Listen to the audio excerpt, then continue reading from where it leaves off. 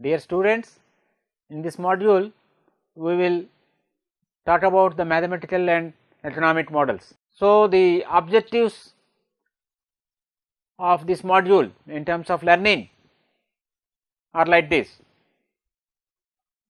We should be able to get a comprehensive understanding about the mathematical and economic models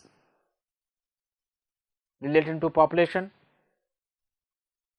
and we will also look into the basic components of population growth like birth and death rates and the role of mathematical and economic models for studying these components of population growth. The mathematical models of population are implicitly or explicitly part of many important studies of human populations as well as those of animals, cells and viruses. These mathematical models are used for studying the human populations as well as viruses and animals. The economic models assume that fertility behavior of couples is based mainly on economic considerations, and we will discuss various issues relating to mathematical models of population and economic models in this module. These models provide a systematic way for studying a given population's underlying structure.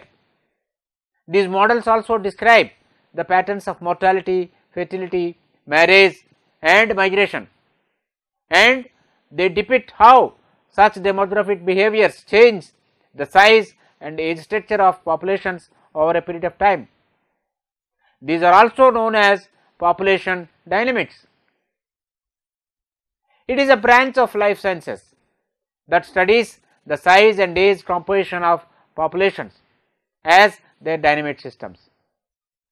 They are known as dynamic systems because they are ever changing, and the biological and environmental processes driving them such as birth and death rates, immigration and emigration, etc. The common examples one can think of are aging of populations, aging populations, population growth and population decline. We have to keep in mind that the basic approach to modeling is to study a population's age structure and then apply it, extending and modifying it to several population phenomena such as stable populations and stationary population age distributions. Let us now look at the types of mathematical models. There are two types of mathematical models. Number one, deterministic or mathematical, and number two, stochastic or probabilistic models. In case of the population models, we have examples such as life table, marriage trees, multi-state population, population momentum, population projection, stable population and two sets population models. The deterministic models are represented by an equation or series of equations. The variables in these equations are usually substituted with their average values. The stochastic models are those that include probability distribution of variables in place of their average values. Let us now look at the stable population. What do we mean by stable population? The stable populations are theoretical models used by the demographers to represent and understand the structure, growth and evaluation of human population. The stable populations have age specific fertility and mortality rates that remain constant over a period of time.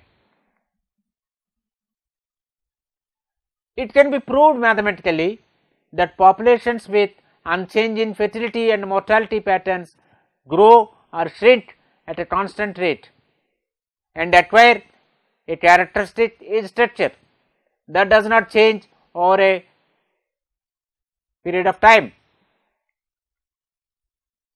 Before experiencing the demographic transition, all populations have high birth rates and death rates for a longer period, and this resulted in a stable population with characteristic of constant age structure.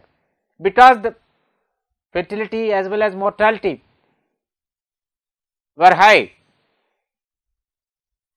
we can have a situation of stable population.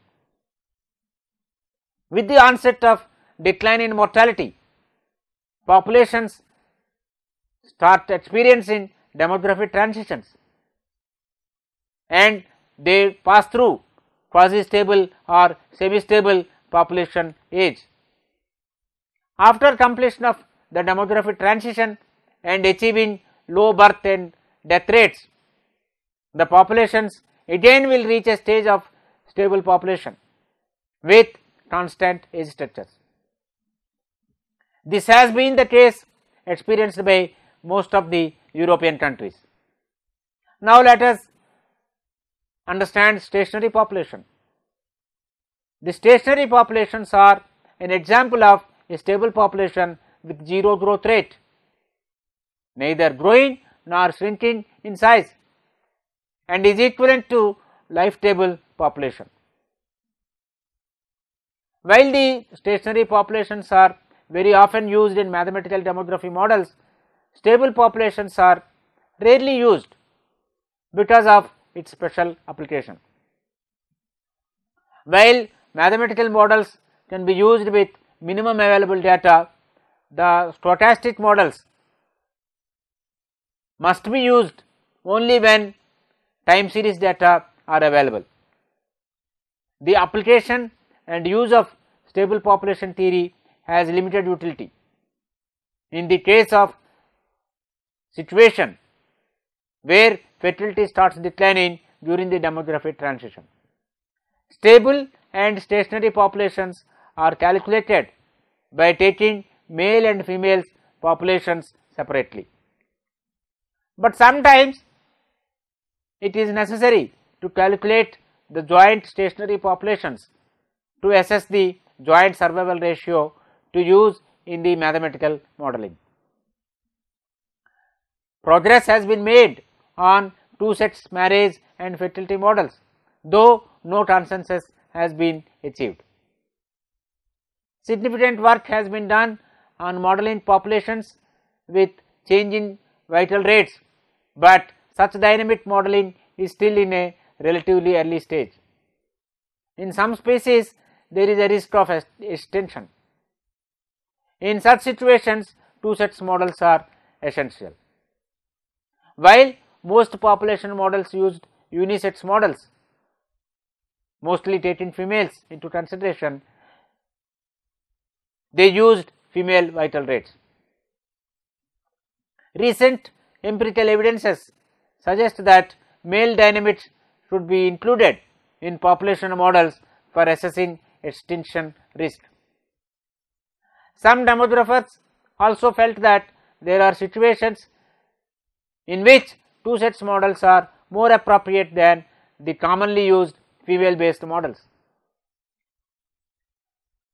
However, it should be considered carefully that the social structure and sex ratio of the population should be given importance so as to determine whether a two-sex matrix model will yield more accurate estimates than a standard one-sex model. Now let us understand the self-limiting effects. One of the great philosophical divides between ecologists and many economists is the application of the ecological principle of self-limitation to human population. Some mathematical models consider populations as having self-limiting effects. In biology, a self-limiting organism or colony of organisms limits its own growth by its actions. For example, a single organism may have a maximum size determined by genetics, or a colony of organisms may release waste which is ultimately toxic to the colony once it exceeds a certain population. In some cases, the self-limiting nature of a colony may be advantageous to the continued survival of the colony, such as in the case of parasites. If their numbers become too high, they would eventually kill themselves. Now let us look at the logistic curve theory of population growth. The concept of carrying capacity of biological populations is connected with the logistic equation, which can be found in all the textbooks on ecology. The logistic curve was originally formulated by the French mathematician Pierre-François Verhulst, who lived between 1804 and 1849. In the pre-Darwinian times, but was not applied routinely to biological populations until Perel and Reed in 1920 rediscovered it. Perel in 1927 then promoted the application of the logistic model to a variety of biological populations. Yet Turchin 2003 and many other population biologists assert that though logistic is useful as a general framework, this equation is fundamentally flawed when applied to biological populations. Thus, the logistic model is not a general law of population growth, but rather it is a similar case. Let us now talk about the economic models. The economic models assume that fertility behavior of couples is based mainly on economic considerations. They are built within the microeconomic framework of the couple and their fertility behavior. The economic explanations of fertility were developed mostly during the second half of the 20th century. The models propounded by Harvey, Levenstein, Richard Easterlin, J.C. Caldwell and Gary Baker are important in this field. Harry Levenstein 1922 to 1994 was Ukrainian born Jewish American economist. In 1953, using the technique of cost benefit analysis of children in his theory, he proposed that the fertility decision of a couple is based on the balance of utility and disutility of an additional child. According to him, there are three types of utilities of an additional child, namely, as a consumption good, a child is considered as a source of pleasure for the parents. As a productive unit, a child is expected to contribute to the family income after he or she enters into the labor force, and as a source of security for the parents in their old age. On the other hand, the disutility refers to the direct and indirect costs involved in having an additional child. The direct costs relate to the conventional expenses involved in bringing up the child, while the indirect costs are the opportunities measured in economic terms foregoing in the event of an additional child. He states that a couple makes a rough calculation regarding the balance between the utilities and disutilities before deciding for an additional child. It should be noted here that Levenstein's emphasis is mainly on the higher order births accruing at older ages of mothers. He also mentioned that the concept of utility and disutility is dynamic and is governed by the overall levels of development of the society. The process of economic development operates through income effects, survival effects and occupational distribution effects. Now let us look at the Easterlin theory. The Easterlin, born in 1926, a professor of economics at the University of Southern California, provided a more comprehensive theory by combining the sociology and economics of fertility. He explained the linkages between fertility transition and modernization. He defined the process of modernization as transformation in economic, social and political organization and in human personality. He argued that though fertility transition accompanied with socio-economic and political development, the specific links between fertility transitions and the process of modernization are not clear. According to Easterlin, modernization influences fertility only indirectly, while fertility is directly influenced by the proximate determinants themselves are influenced by modernization.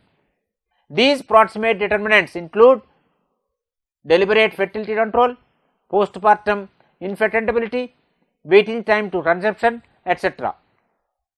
Easterlin further added a set of intervening variables between modernization and proximate variables.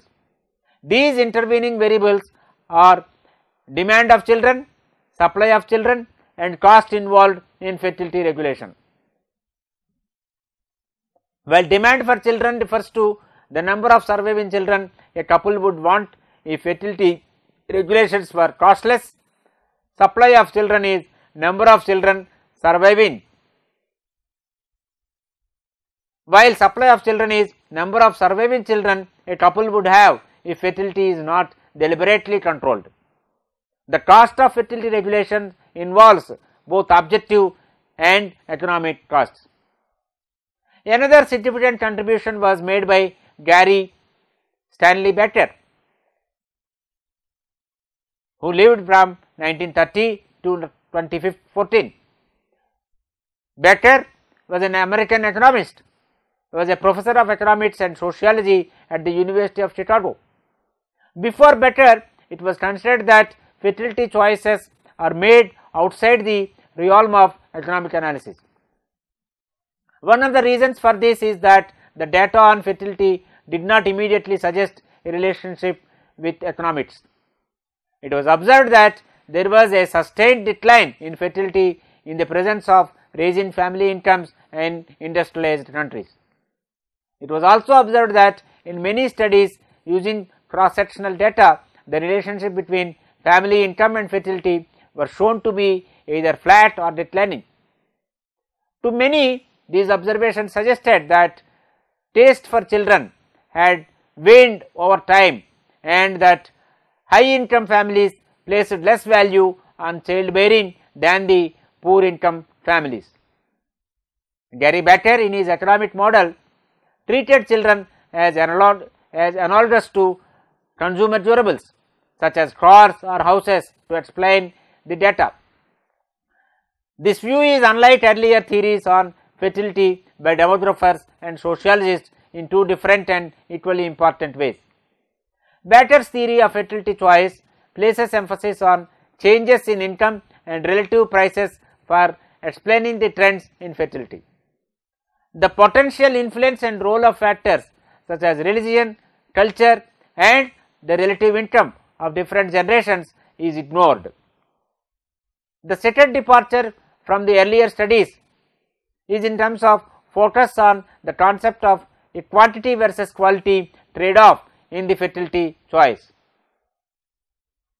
Introducing child quality, in simple terms healthy and school-going children, was what allowed Better to account for the observed empirical relationship between income and fertility.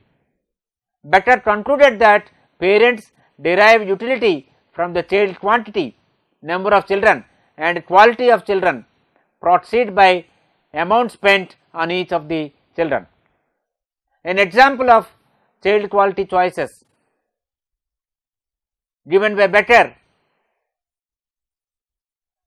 relates like this. In this context, he mentions that whether the parents provide separate bedroom, send them to nursery school and private college, give them dance and music lessons and so forth, the kind of investment the parents made is mentioned by Becker in this situation. John Charles Jack Caldwell, 1928 to 2016, was a leading demographer in the field of fertility and health transition. He propounded the theory of intergenerational flow of wealth to explain the fertility behavior of people. He argued that fertility decision of people in any society is rational and based on economic worth of the children. He suggested that fertility levels in a society are high if children are economically useful to parents and low if children are an economic burden for their parents. If flow of wealth is from younger generation to older generation, according to Caldwell, fertility levels tend to be high. He also said that if flow of wealth is from parents to children, fertility tends to be low.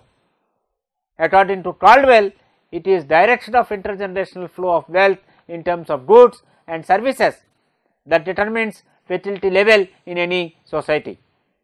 In all primitive and traditional societies, children are useful to parents in several ways, and flow of wealth in such societies is from younger generation to the older ones. High fertility in such kind of primitive and traditional societies is therefore economically rational. On the other hand, in modern societies, children are an economic liability for parents and wealth flows from parents to children.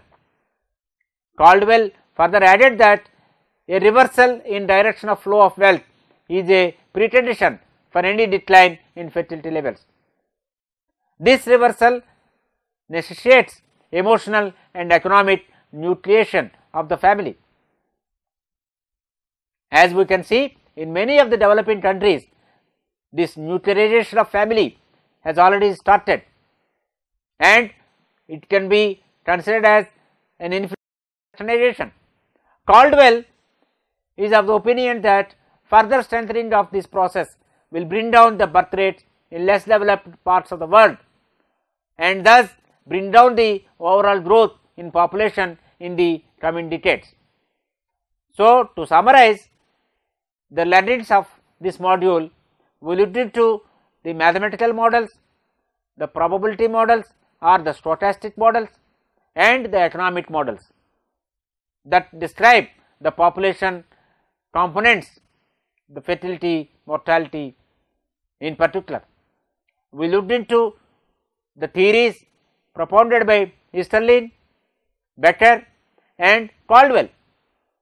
All these theories